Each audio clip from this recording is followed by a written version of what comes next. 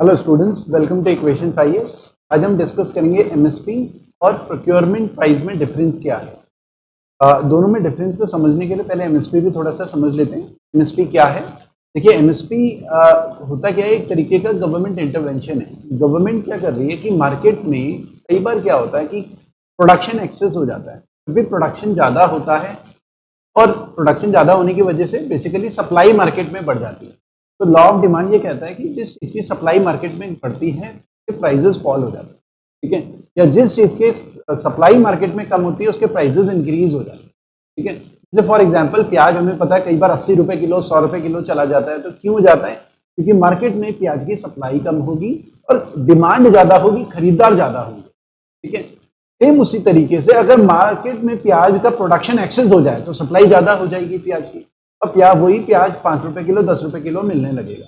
Same उसी के तरीके से गेहूं और चावल के लिए भी होता है।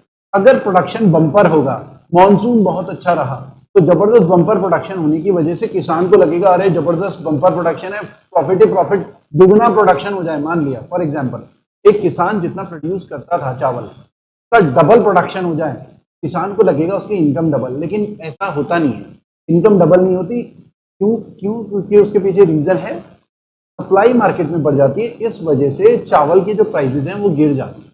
चावल के प्राइसेस अगर आधे हो गए तो उसकी सेल तो उतनी भी ना, प्रोडक्शन तो दुगना हो गया, लेकिन मार्केट में जिस रेट पे पहले बिक रहा था अब वो कम रेट पे बिक रहा है, ठीक है। तो ओवरऑल जो रेवेन्यू आया कलेक्शन वो नहीं आया, या हो सकता है कम आ जाए क्योंकि प्राइसेस और ज्यादा गिर सकते हैं।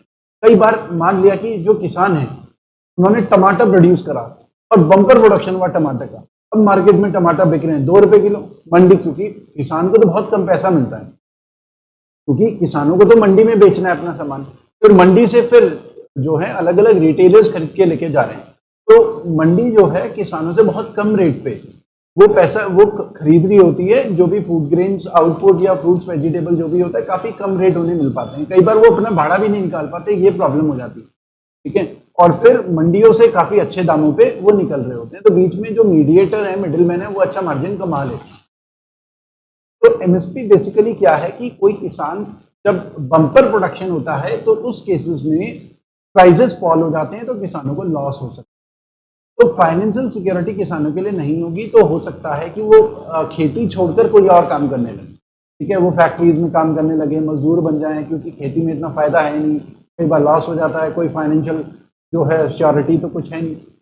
तो एक फाइनेंशियल सिक्योरिटी देने के लिए सरकार ने ये बोला हार्वेस्ट से पहले ही, क्योंकि फॉर एग्जांपल जून जुलाई से चावल का जो है खेती स्टार्ट हो जाती है, अक्टूबर में चावल मार्केट में आता है। तो सरकार ना पहले जुलाई से पहले ही अनाउंस कर देगी चावल के लिए, पैडी के लिए एमएसपी, मिनिमम सपोर्ट प्राइस। सरकार डिक्लेयर करेगी कि मान लिया कि 1800 रुपीज पर क्विंटल, एक एग्जाम्पल है कि हम आपसे एमएसपी डिक्लेयर कर रहे हैं राइस के लिए या पैडी के लिए 1800 रुपीज पर क्विंटल, ठीक है। अब ये तो सोइंग सीजन से पहले ही एमएसपी डिक्लेयर कर दिया। अब मान लिया अक्टूबर में बम्पर प्रोडक्शन हो, बम्पर प्रोडक्शन की वजह से मार्केट में मंडियों में वो जो चावल का उठान हो रहा है वो 1200 रुपीज पर क्विंटल के हिसाब से हो रहा है, 1200 रुपए क्विंटल के हिसाब से। लेकिन सरकार ने ये कहा है कि हम आपको मिनिमम, देखिए इसमें ध्यान देना वर्ड पे मिनिमम। अच्छा, जो लोग हमारे चैनल में नए हैं हमारे चैनल को सब्सक्राइब जरूर करें, और आपको ये वीडियो पसंद आता है, बहुत इंफॉर्मेटिव वीडियो है एग्जाम के पॉइंट ऑफ व्यू से, तो आप इस वीडियो को लाइक जरूर करें अगर आपको ये वीडियो पसंद आता है, ठीक है। उसके अलावा हमारा एक इक्वेशंस आईएएस ऐप भी है, गूगल प्ले स्टोर से आप डाउनलोड कर सकते हैं।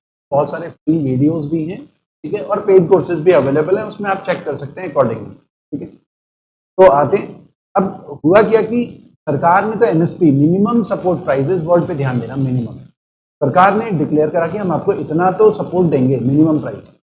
मार्केट में 1200 रुपए, लेकिन सरकार किसानों से कम 1800 रुपए किसानों को देगी, ठीक है। तो उससे क्या होगा, किसानों के लिए ना एक फाइनेंशियल सिक्योरिटी हो जाएगी कि हाँ सरकार ने सोइंग सीजन से पहले ही डिक्लेयर किया हुआ है, तो अगर मार्केट में प्राइसेस गिर भी जाते हैं ना तो भी हमें इतना पैसा तो मिलेगा। तो एक तरीके की फाइनेंशियल सिक्योरिटी है।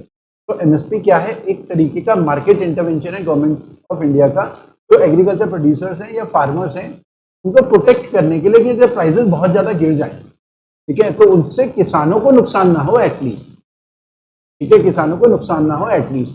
और एक और बात ध्यान देना कि ये सोइंग सीजन से पहले ही होता है, क्योंकि अभी चावल की खेती जो है स्टार्ट ही हुई, ठीक है, स्टार्ट हुई भी नहीं है, तो उससे पहले ही डिक्लेयर हो गया, ठीक है। 3-4 महीने के बाद चावल मार्केट में आना है, तो पहले ही डिक्लेयर हो जाता है एमएसपी। एक फाइनेंशियल सिक्योरिटी किसानों को हो जाती है और फाइनेंशियल प्लानिंग अकॉर्डिंगली फार्मर्स कर सकते हैं। इसके ऑब्जेक्टिव एक तो यही है कि support farmers from distress sales. Distress sales का मतलब बम्पर प्रोडक्शन है, अब ना उम्मीदी में या मजबूरी में काफी कम रेट पे निराश होकर किसान को बेचना पड़ता है, पैसे तो कुछ मिल नहीं रहे, ठीक है। अच्छा, इसमें यह भी ध्यान रखना कि इस समय 23 प्लस क्रॉप्स के लिए एमएसपी डिक्लेयर हो रहा है, तो ऐसा ना समझे कि हर एक चीज के लिए डिक्लेयर हो रहा है। सिलेक्टेड कुछ दाल होंगी, पल्सेस होंगी, उनके लिए, फूड ग्रेन्स में अगर हम बात करें तो जैसे ये पैडी हो गया, उसके लिए डिक्लेयर होता है, शुगर केन के लिए डिक्लेयर होता है, ठीक है, या वीट के लिए, गेहूं के लिए डिक्लेयर होता है। तो 23 प्लस क्रॉप्स है, क्रॉप तो 100 प्लस होंगे, ठीक है। तो सिलेक्टेड, ऐसा नहीं होगा कि आलू, प्याज, टमाटर हर चीज के लिए डिक्लेयर होगा, हर चीज के लिए डिक्लेयर नहीं होगा, ठीक है। तो 23 प्लस क्रॉप्स के लिए सरकार इस समय डिक्लेयर करती है एमएसपी।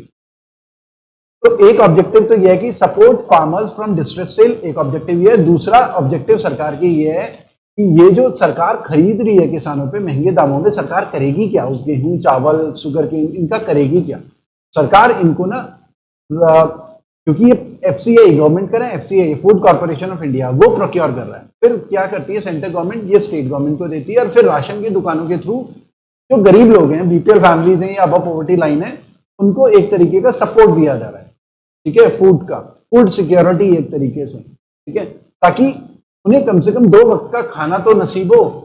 क्योंकि राशन की दुकानों के थ्रू 2 रुपए किलो, 3 रुपए किलो गेहूं, चावल, कुछ स्टेट्स फ्री भी दे रहे हैं, जैसे कोविड में सरकार ने बोला कि इतने महीने का फ्री है राशन। तो सरकार क्या कर रही है, एक तो महंगे दामों पे किसानों से खरीद रही है, किसानों को जो लॉस हो सकता था प्राइसेस गिरने की वजह से, किसानों को प्रोटेक्ट कर रही है। दूसरा, वो जो फूड ग्रेन सरकार के पास इकट्ठा हो गया है, वो राशन की दुकानों के थ्रू जो बीपीएल फैमिलीज हैं, अबव पॉवर्टी लाइन फैमिलीज हैं, उनको जो राशन है काफी सब्सिडाइज रेट पे राशन प्रोवाइड कर रही है, ठीक है। एमएसपी सबसे पहले डिक्लेयर हुआ था 1967, ये इंपॉर्टेंट फैक्ट है, ये ध्यान रखना है, 1967-68 में, ठीक है। तो ये आपको ध्यान पता होना चाहिए, 1967-68 में एमएसपी सबसे पहले डिक्लेयर हुआ, 1966-67 का डेटा जो है 1966-67 में डिक्लेयर हुआ था इस फाइनेंशियल ईयर में, ठीक है। और एमएसपी की रिकमेंडेशंस कौन देता है कि एमएसपी कितना होना चाहिए? तो उसके लिए ना हमारे पास एक सीएसीपी है, commission for agriculture cost and prices, CACP यहाँ पर लिखा हुआ भी है, commission for agriculture cost and prices. ये किसके अंडर आता है? ये एक अटैच्ड ऑफिस है जो कि 1965 में बना था, 1965 में अंडर मिनिस्ट्री ऑफ एग्रीकल्चर। तो ये आपको क्लैरिटी होनी चाहिए कि ये बना कब था। Commission for agriculture cost and prices 1965 में बना था अंडर मिनिस्ट्री ऑफ एग्रीकल्चर। तो ये रिकमेंडेशन देता है कि एमएसपी की कैलकुलेशन करता है, किसानों के इनपुट कॉस्ट वगैरह सब कैलकुलेट करके कि इतना होना चाहिए एमएसपी। तो ये तो हमने करा एमएसपी डिक्लेयर डिस्कस। अब आते हैं प्रोक्योरमेंट प्राइस क्या होता है। अब देखिए होता क्या है, समझ लेते हैं। जैसे अभी मैंने ये बोला कि सरकार ने तो एमएसपी 1800 रुपीज पर क्विंटल पहले ही डिक्लेयर कर दिया पैडी के लिए, ठीक है, पैडी के लिए जुलाई में ही डिक्लेयर कर दिया। अब पैडी जो है, चावल जो है मार्केट में आया अक्टूबर के बाद, ठीक है। अब या तो मार्केट में प्राइसेस हो सकते हैं 1200 रुपीज, 1300 रुपीज, जो सरकार ने एमएसपी डिक्लेयर किया है उससे कम, लेकिन सरकार को तो मिनिमम 1800 तो देना ही है किसान को, एक तो ये क्लैरिटी होनी चाहिए।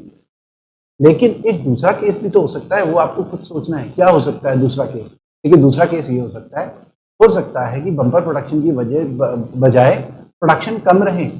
अब प्रोडक्शन कम रहे तो फिर प्राइसेस बढ़ जाते हैं, ठीक है, जब सप्लाई कम होती है प्राइसेस बढ़ जाते हैं। मान लिया कि मार्केट में वही चीज अब 2000 रुपीज पैडी पर क्विंटल बिक रहा है, कि मार्केट में पैडी की सप्लाई थोड़ा कम है, अब मार्केट में 2000 रुपए क्विंटल बिक रहा है। सरकार ने बोला कि भाई हम तो 1800 देंगे, लेकिन सरकार ने तो एडवांस डिक्लेयर किया था और अक्टूबर में प्राइसेस थे ये। तो अब किसान क्या करेगा? किसान तो प्राइवेट मार्केट को बेचेगा ना, सरकार को क्यों बेचेगा? सरकार तो कम दे रही है, मार्केट में उसे अच्छे रेट मिल रहे हैं।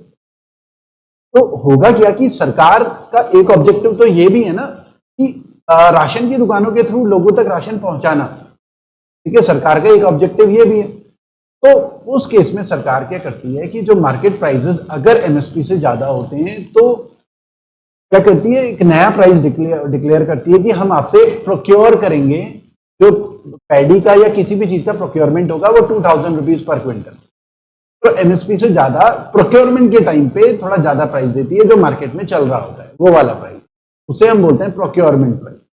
ठीक है, प्रोक्योरमेंट प्राइस की खासियत क्या है कि ये हार्वेस्टिंग के बाद सरकार डिक्लेयर करती है मार्केट प्राइसेस को देखकर। ठीक है, और एमएसपी क्या होता है, वो सोइंग सीजन से पहले ही होता है, क्योंकि फ्यूचर के प्राइसेस का कुछ पता नहीं, मार्केट कंडीशंस कैसे।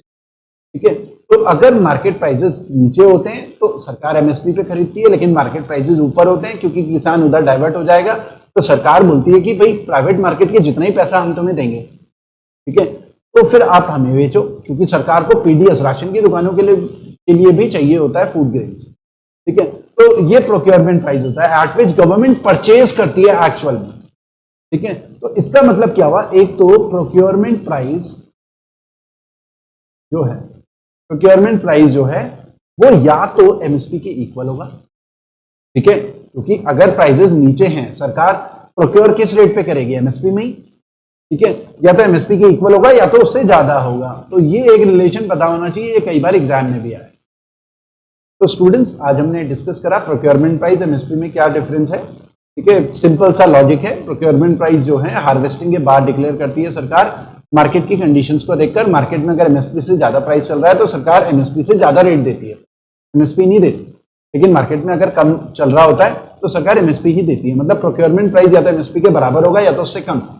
तो सरकार, प्रोक्योरमेंट का मतलब है जिस रेट पे सरकार खरीद रही है एक्चुअल में किसानों से, वो प्रोक्योरमेंट है। ठीक है, तो प्रोक्योरमेंट प्राइस या तो एमएसपी के इक्वल होगा या से ज्यादा होगा। ठीक है, तो स्टूडेंट्स इतना ही करते हैं। हमारे वीडियो को लाइक जरूर करें और हमारे चैनल को सब्सक्राइब जरूर करें। Thank you student.